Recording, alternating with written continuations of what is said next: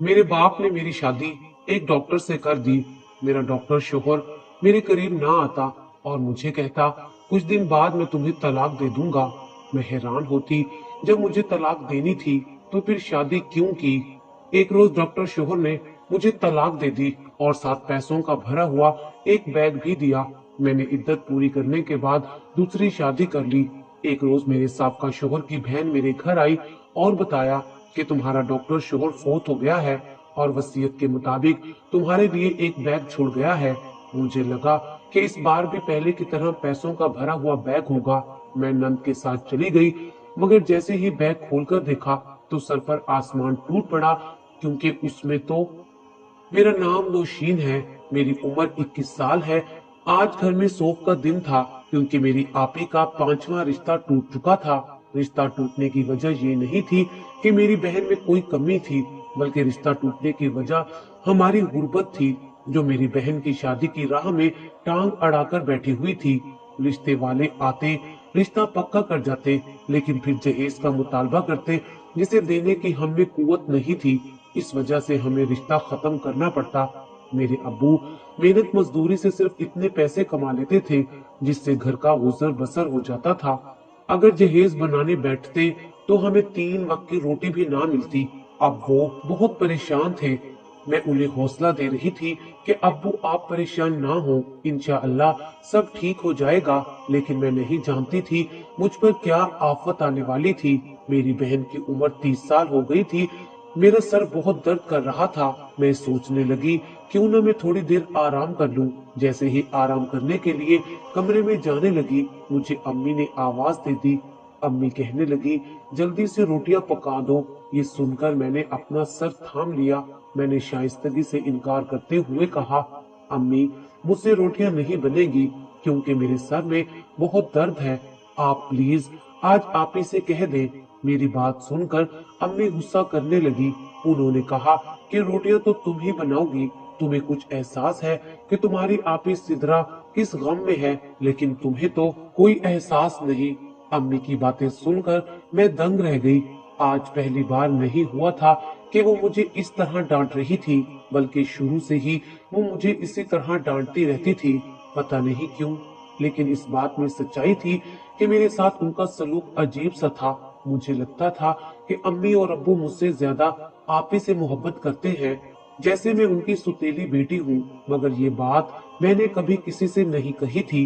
फिर मैं खुद को कहती थी, मुझे ऐसा नहीं सोचना चाहिए। अम्मी अब्बू सब बच्चों से यकसा ही मोहब्बत करते हैं। जो मैं महसूस कर रही हूँ ये मेरा वहम ही है। ये सोचकर मैंने रोटियां बनानी शुरू कर दी। सर दर्द को मैं भूल चुकी थी। रोटियां पकाकर मैंने खाना खाया और फिर अपने कमरे में आराम करने चली गई। मेरे साथ आपी सोती थी। मैंने उन्हें बहुत प्यार से समझाया कि सिद्रा आपी परेशान ना हो, इंशाअल्लाह आपके लिए कोई अच्छा रिश्ता आ जाएगा। मैं उन्हें समझा रही थी, लेकिन वो मेरी बात पर ना ही हाँ कर रही थी और ना ही कुछ बोल रही थी। बस उन्होंने इतना कहा, लाइट ऑफ कर दो, मुझे सोना है। मैंने उठकर लाइट बुझा दी और खुद भी सोने की कोशिश करने लगी। मुझे पूरा यकीन था कि आहिस्ता आहिस्ता सब ठीक हो जाएगा, लेकिन हकीकत तो ये थी कि अब कुछ भी ठीक होने वाला नहीं था। मैं नहीं जानती थी कल का सूरज मेरे लिए कितना बड़ा तूफान लेकर आने वाला था। अगले दिन भी परेशानी ने हमारा इस्तकबाल किया था। मैं दिन रात दुआएं कर रही थी कि सब ठीक हो जाए, और फिर ऐसा ही हुआ। एक हफ्ते में सब कुछ मामूल पर आ गया। आपी और अम्मी अब्बू बहुत खुश हो गए थे। आज एतवार था, इसलिए अब्बू घर पर थे। सामने अम्मी भी बैठी हुई थी। अब्बू कहने लगे, बेगम मैंने नौशीन के लिए रिश्ता देखा है। सिद्रा की शादी नहीं हो रही तो छोटी की शादी कर देते हैं। लड़का डॉक्टर है और मैंने हाँ भी कर दी है। बस तुम शादी की तैयारी करो। अब्बू की बात सुनकर मुझ समेत अम्मी और आपी हैरत में मुब्तला हो गई। उन्होंने कहा, आप कैसी बातें कर रही हैं? बड़ी बेटी के रिश्ते जहेज ना होने की वजह से टूट जाते हैं। ऐसे में हम छोटी को कैसे जहेज देंगे? ये सुनकर अब्बू कहने लगे कि टेंशन ना लो, लड़के वाले बहुत अमीर हैं। उन्होंने किसी जहेज का कोई मुतालबा नहीं किया। बस तुम शादी की तैयारी शुरू कर दो। 1 हफ्ते में ही हम नौशीन को रुखसत कर देंगे। ये सुनकर अम्मी को बहुत गुस्सा आया। वो कहने लगी, आपको अपनी बड़ी बेटी के बारे में पहले सोचना चाहिए था। अभी नौशीन बहुत छोटी है। अम्मी ने इतराज उठाया, लेकिन अब्बू ने उनकी एक ना सुनी। वो इस बात पर बाजिद थे कि मेरी शादी पहले होगी। ये बात सुनकर मैं भी बहुत परेशान हुई थी। मुझे अभी शादी नहीं करनी थी और आपी की शादी से पहले तो बिल्कुल ही नहीं करनी थी। लेकिन जो किस्मत में लिखा था होना तो वो ही था। मेरी अम्मी अब्बू से कह रही थी कि लड़के वालों को घर बुला लिया जाए ताकि मिल बैठकर उनसे बात की जाए। अब्बू इस बात पर राजी ना हुए। फिर आप ही कहने लगी लड़के की तस्वीर ही दिखा दे, मगर अब्बू ने लड़के की तस्वीर तक ना दिखाई। अब्बू का कहना था कि शादी के दिन ही लड़के को देख लेना। अब्बू ने ये भी बताया उन्होंने शादी की तारीख भी तय कर दी है। 4 दिन बाद मेरी शादी है और शादी में किसी को नहीं बुलाया जाएगा सिवाय चंद अफराद के, और निकाह के बाद रुखसती घर पर ही होगी। ये सुनकर मुझे अफसोस तो हुआ था, क्योंकि मैं जानती थी क्योंकि अगर लड़का अमीर है तो धूमधाम से शादी होनी चाहिए। लेकिन खैर अब क्या हो सकता था। शादियों की तैयारियों में मैं भी मसरूफ हो गई थी। मुझे अपनी शादी की खुशी भी हो रही थी और अफसोस भी हो रहा था, मगर मैंने किस्मत का लिखा हुआ कबूल कर लिया था। आखिर निकाह का दिन भी आ ही गया। लड़के के घर वाले भी आ गए थे। लड़के की सिर्फ 2 छोटी बहनें थी जो उम्र में काफी बड़ी लग रही थी। उनके अलावा चंद एक लोग थे। मैं हैरान थी कि शादी में इतने कम लोग क्यों हैं। दूल्हा भी अभी तक नहीं आया था। मेरी नंदे मेरी बहुत तारीफ कर रही थी। अब्बू निकाह ख्वाह को लेकर आए। जब सबने दूल्हे का पूछा तो अब्बू कहने लगे दूल्हा और दुल्हन एक साथ नहीं बैठेंगे। नौशीन भी अपने दूल्हे को ससुराल जाकर ही देखेगी। अब्बू की शराइत सुनकर मुझे बहुत अफसोस हुआ। पता नहीं वो ऐसा क्यों कर रहे थे। खैर मेरा निकाह शुरू हुआ। दूल्हा दूसरे कमरे में बैठा हुआ था।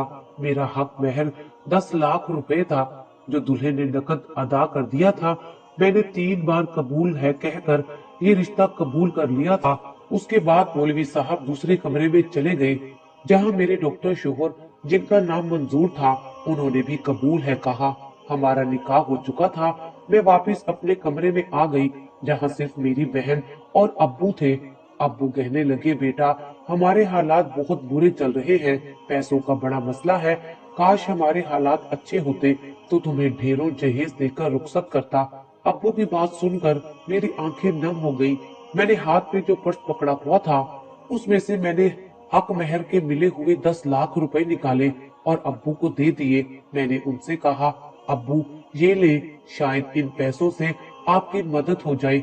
मेरे कहने पर अब्बू ने झट से वो पैसे ले लिए और कहने लगे इस बारे में किसी को ना बताना कि तुमने मुझे पैसे दिए हैं। मैंने अब्बू से वादा किया कि मैं इस बारे में किसी को नहीं बताऊंगी। खैर अब रात हो गई थी। मैं अपने दूल्हे और नंदों के साथ रवाना हो गई। मेरी नंद ने मुझे बताया कि मेरे सास ससुर हयात नहीं है। नंदे भी शादीशुदा थी। घर भी काफी दूर था। 2 घंटे बाद गाड़ी एक बंगले के पास आकर रुकी। बंगले की बैरूनी दीवार देखकर मेरी आंखें हैरत से फैल गई थी। पूरा बंगला बाहर से किसी दुल्हन की तरह सजा हुआ था। बैरूनी सजावट से मैं काफी मुतासिर हुई थी।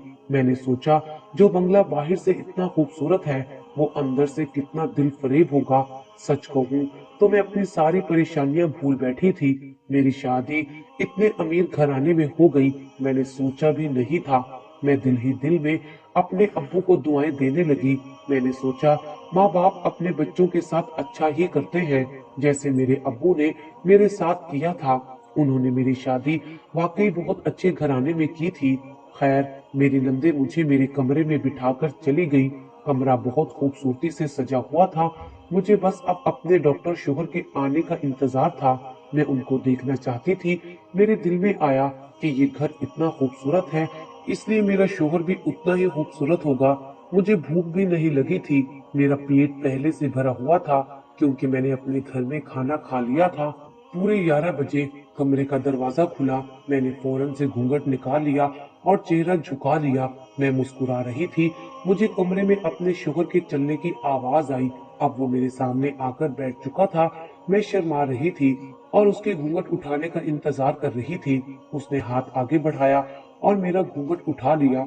मैंने शर्माकर एक नजर उसको देखना चाहा, लेकिन जैसे ही मैंने उसे देखा मुझे हैरत का झटका लगा और मेरी निगाहें उसी पर ठहर सी गई थी। वजह ये नहीं थी कि वो बहुत खूबसूरत था, बल्कि वजह ये थी कि वो तकरीबन मेरी बाप की उम्र का बूढ़ा आदमी था, जिसकी दाढ़ी और बाल सफेद थे।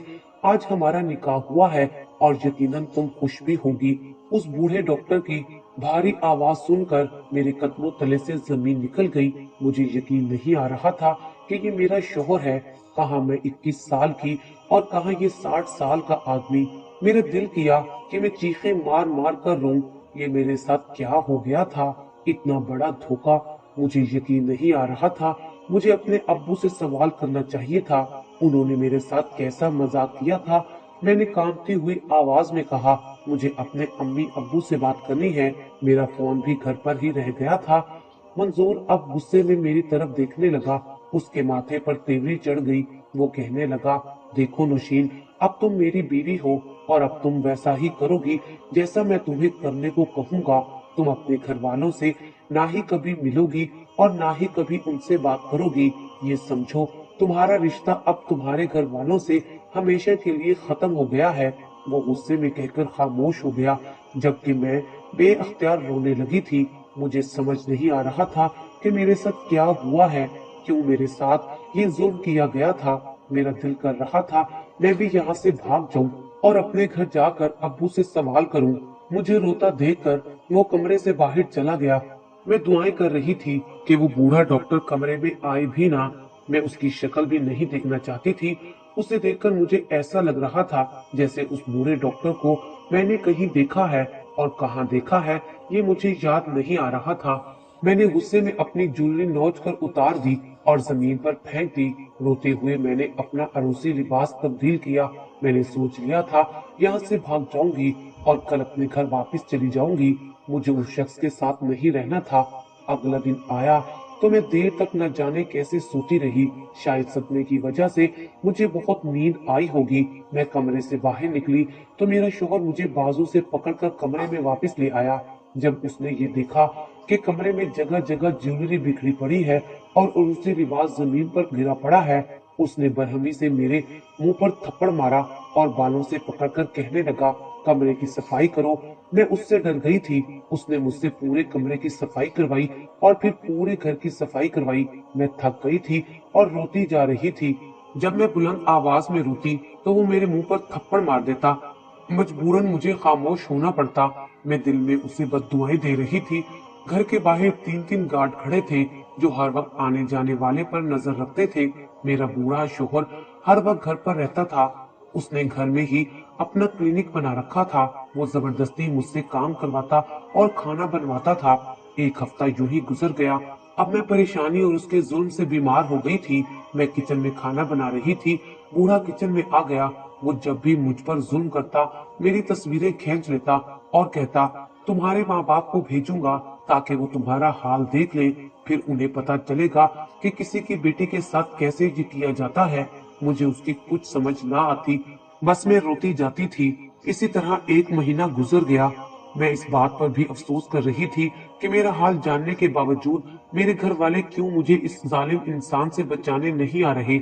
एक बात तो अच्छी थी, वो बूढ़ा आदमी मेरे करीब नहीं आया था। उसने कभी मुझे छुआ तक नहीं था। बस मुझे मारने के लिए ही वो हाथ उठाता था। 6 माह ऐसे ही गुजर गए। अब तो मुझे उसकी मार की भी आदत सी हो गई थी। मैं कोई काम ठीक से ना कर पाती तो वो मुझे मारने लगता। मैं बस रोती रहती थी। ना ही उस घर से भागकर अपने घर जा सकती थी और ना ही अपने घर वालों से बात कर सकती थी। पता नहीं वो किस हाल में थे। 1 माह और गुजर गया, मगर इस माह में कुछ बेहतरी ये आई थी, मंजूर ने मुझे मारना छोड़ दिया था। मैं उसके बदलते हुए रवैये पर गौर कर रही थी। ऐसा कैसे हो गया था मुझे समझ नहीं आया। मैं यही सब सोच रही थी जब कमरे का दरवाजा खोलकर वो अंदर दाखिल हुआ। मैं डर गई थी। मुझे लगा वो मुझे मारने आया है। मुझे डरता देखकर वो मुस्कुरा दिया और फिर कहने लगा, डरो मत नौशीन, मैं तुम्हें अब कभी नहीं मारूंगा। बस थोड़े दिन इंतजार करो, फिर मैं तुम्हें तलाक दे दूंगा और तुम्हें आजाद कर दूंगा। उसकी बातें सुनकर मैं हैरान हो गई थी। मुझे तो यकीन ही नहीं आ रहा था। और फिर सच में कुछ दिन बाद उसने मुझे तलाक दे दी और एक बड़ा बैग भी दिया। उसमें काफी पैसे थे। मैं अपना सामान पैक करने लगी। उसने मुझसे पूछा कि तुम कहाँ जाओगी। मैंने कहा कि मैं अपने माँ बाप के घर जाऊंगी। ये सुनकर वो कहने लगा, तुम्हारे माँ बाप और तुम्हारी बहन शादी के 3 माह बाद ही दुबई जा चुके हैं। उसकी बात सुनकर मैं दंग रह गई। मुझे लगा वो झूठ बोल रहा है। मैं उसकी बात का यकीन किए बिना ही घर से निकल गई और अपने घर जा पहुंची। लेकिन मैंने देखा वो घर बिक चुका था, वहाँ अब कोई और रहता था। मेरे पैरों तले से जमीन निकल गई। मेरे पास अम्मी अब्बू से राब्ते का कोई रास्ता नहीं था। मैं हैरान थी, वो तीनों किस तरह दुबई जा सकते थे। मैं बहुत रोई थी। अचानक मेरी नजर मंजूर पर पड़ी। वो मेरा पीछा करते हुए यहाँ तक आ गया था। मुझे देखकर वो कहने लगा, मुझे तुमसे एक जरूरी बात करनी है। उसकी बात सुनकर मैं उस पर गुस्सा करने लगी। मैंने उससे कहा कि आपकी वजह से ये सब हुआ है, आपको मैं कभी माफ नहीं करूंगी। आपकी वजह से मैं तन्हा रह गई हूँ। आपने मेरी जिंदगी बर्बाद कर दी। अब अगर आपने मेरी जिंदगी में दखल अंदाजी करने की कोशिश की तो मैं अपनी जान ले लूंगी। मैं चीख चीख कर बोल रही थी। लोग मेरी तरफ मुतवज्जा हो रहे थे। वो बूढ़ा डॉक्टर शर्मिंदगी से वहां से चला गया। मैं रोती बिलखती सड़कों पर घूमने लगी। मेरे पास रहने का कोई ठिकाना नहीं था। मैं अपनी दोस्त के घर आ गई। मेरी दोस्त राबिया और उसका भाई वलीद एक घर में रहते थे। उनके माँ बाप हयात नहीं थे। मैंने अपनी दोस्त राबिया को अपनी बर्बादी का पूरा किस्सा सुनाया तो उसने मुझे अपने घर में रख लिया। 1 महीना मैं सदमे में रही। मुझे अपने घर वालों की बहुत याद आ रही थी। मैं उनसे मिलना चाहती थी। पता नहीं उनके पास इतने पैसे कहाँ से आ गए थे जो वो दुबई चले गए थे।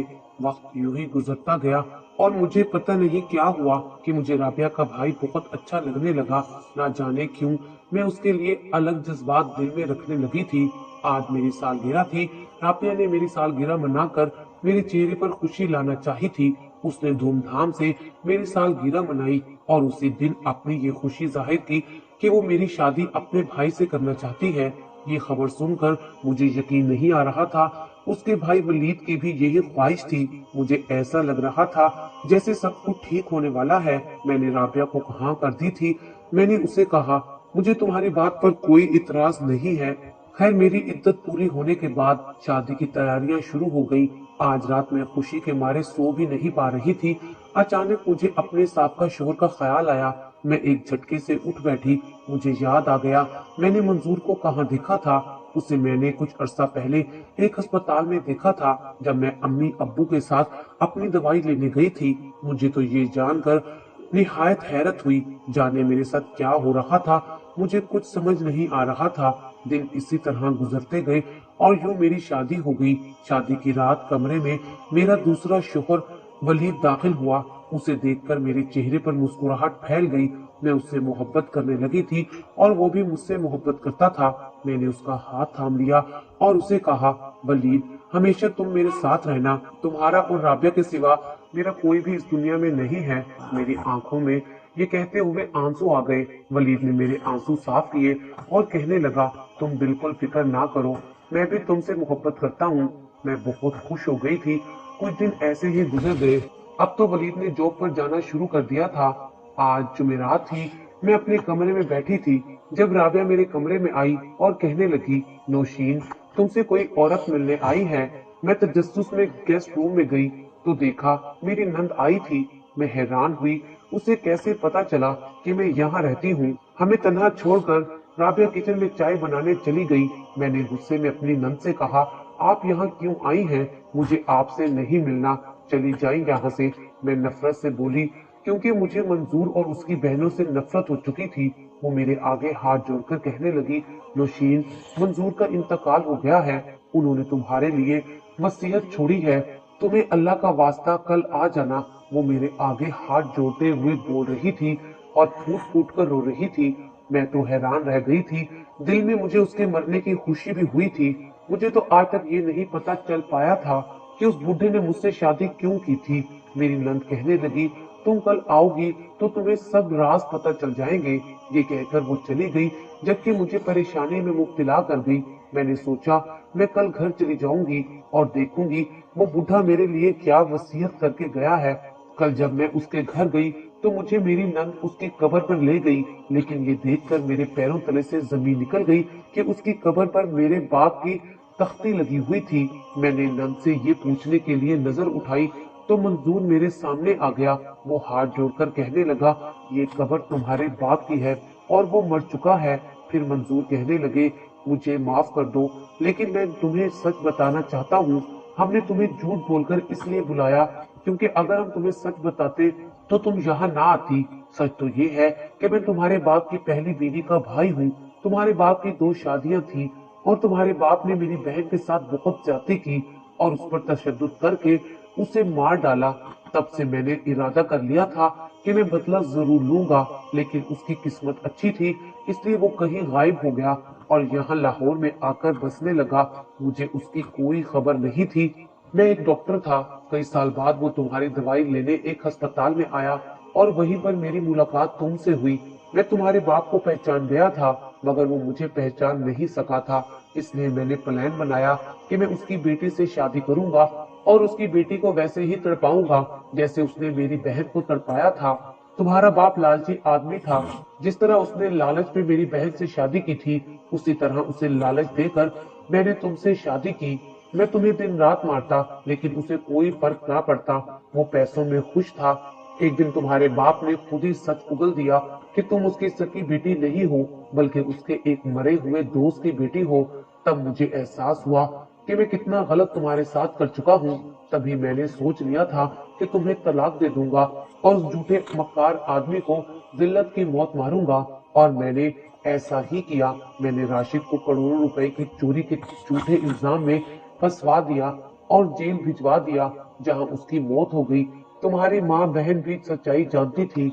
उन्हें भी उनकी लालच की सजा मिल गई है। वो कहीं छुप गई हैं। मंजूर अपनी बात खत्म कर चुका था जबकि मैं अभी तक हैरान थी। मैं फूट फूट कर रोने लगी थी। बूढ़े ने मुझसे माफी मांगी थी।